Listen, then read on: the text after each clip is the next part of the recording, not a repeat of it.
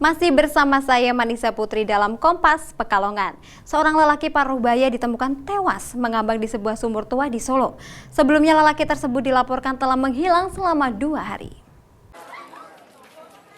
Warga Kampung Jagalan Solo Senin lalu digegerkan dengan penemuan sesosok mayat. Mayat berjenis kelamin laki-laki ini ditemukan dalam sebuah sumur tua. Ada warga yang mengenal jika jasad tersebut adalah mayat Haryadi. Selama ini, Haryadi diketahui menderita stroke dan dirawat oleh kerabatnya. Warga segera memanggil polisi dan juga meminta bantuan tim SAR. Evakuasi jasad Haryadi berlangsung cukup cepat walau tim SAR mengalami kesulitan. Menurut Kapolsek Brebes Komisaris Polisi Edison Panjaitan, kerabat korban sempat melapor ke polisi. Mereka mengatakan bahwa Haryadi telah menghilang sejak 2 hari sebelumnya. Pihak keluarga belum mengetahui penyebab korban hingga ditemukan tewas di dalam sumur. Namun diduga korban stres akibat sakit stroke berkepanjangan. Jadi korban informasi sakit stroke sudah lebih kurang 1 tahun. Dan untuk sementara mungkin motif dari korban sendiri bunuh diri atau ada unsur lainnya? Kalau sementara dia karena sakit stroke yang sudah cukup lama. Ini stres berkepanjangan sendiri.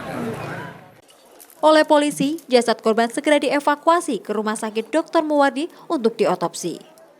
Dari hasil visum luar memang tidak ditemukan adanya tanda penganiayaan. Namun semuanya belum bisa dipastikan hingga hasil otopsi diketahui.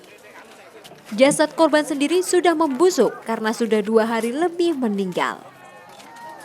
Widi Nugroho, Kompas TV, Solo.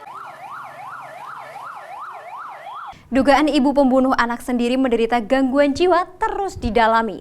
Pelaku saat ini menjalani pemeriksaan kejiwaan di Rumah Sakit Dr. Sujati Purwodadi. Sementara itu di rumah pelaku ditemukan banyak poster terkait kiamat dan jihad. Tersangka kasus pembunuhan anak kandung Umi Nur Hidayah sejak Senin lalu masih berada di ruang observasi kejiwaan Rumah Sakit Dr. Sujati Purwodadi, Grobogan. Tersangka menjalani pemeriksaan kejiwaan oleh tim dokter kejiwaan maupun psikologi. Tersangka masih sulit dimintai keterangan karena sering mengalami sakit kepala. Terkait kasus pembunuhan terhadap anaknya, polisi baru memeriksa 3 saksi yang saat kejadian berada di TKP, yaitu ayah tersangka, suami tersangka, serta adik tersangka. Polisi belum bisa melakukan penyidikan terhadap tersangka karena masih menunggu hasil pemeriksaan kejiwaan dari tim dokter.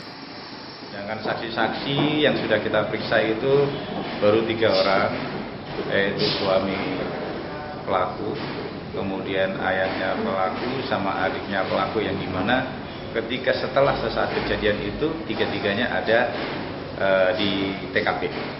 Sementara itu, menurut keterangan salah satu tetangga pelaku, Umi sebelumnya pernah mengenyam pendidikan pesantren. Namun pelaku pernah mencoba kabur saat berada di pesantren di Surabaya, kemudian pindah ke pesantren di Jepara. Rifai Handoko, Kompas TV, Grobogan.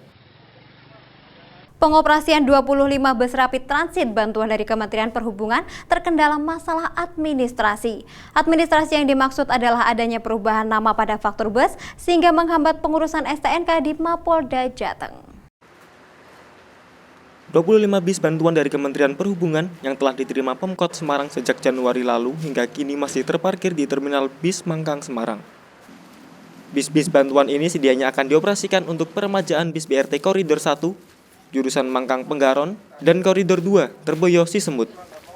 Ironisnya, armada bis ini tidak bisa segera dioperasikan karena belum ada STNK-nya. STNK tak kunjung terbit karena adanya perubahan nama penerima bantuan yang semula atas nama UPTD Terminal Mangkang menjadi atas nama Badan Layanan Umum atau Trans Semarang. Itu oleh Polda sarannya untuk diganti faktur. Nah, untuk faktur itu sudah berjalan dan tentunya minggu ini sudah selesai. Minggu kemarin ini sudah masuk di Polda untuk fakturnya itu diganti nama Belu Transmatakia Sofia. Sebelumnya, saat melakukan sidak Agustus lalu, Wali Kota Semarang Hendrar Prihadi sempat menegur pihak pengelola agar bisa segera dioperasikan. Namun ternyata hingga kini bis masih belum beroperasi dengan kendala yang sama. Bila dibiarkan begitu saja, dikhawatirkan 25 bis bantuan dari Kementerian Perhubungan ini hanya akan menjadi besi tua. Heri Widodo, Kompas TV, Semarang.